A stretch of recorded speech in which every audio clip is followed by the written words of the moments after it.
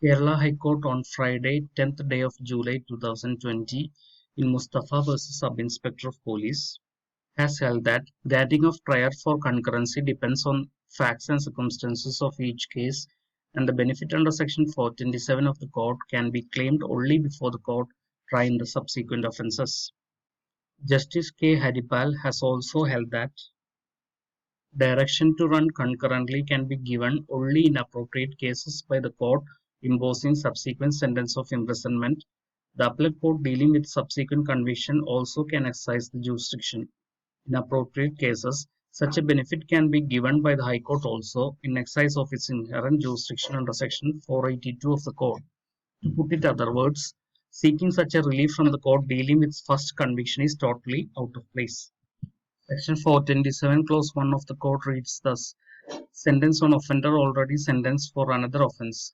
When a person already undergoing a sentence of imprisonment is sentenced on a subsequent conviction to imprisonment or imprisonment for life, such imprisonment or imprisonment for life shall commence at the expiration of the imprisonment to which he has been previously sentenced, unless the court directs that the subsequent sentence shall run concurrently with such previous sentence.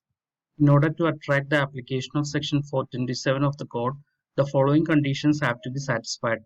1. A person already undergoing sentence of imprisonment stands convicted.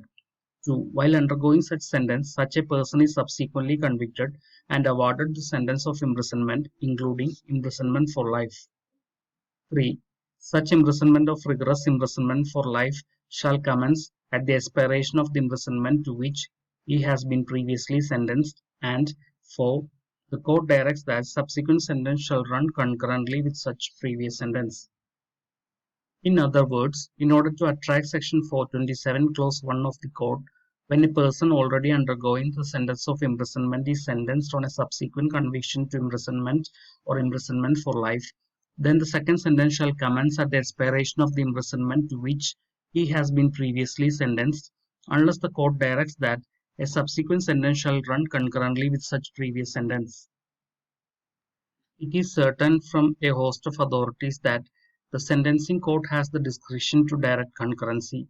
The investiture of such discretion presupposes that it will be exercised on sound principles regulated according to the known rules of law.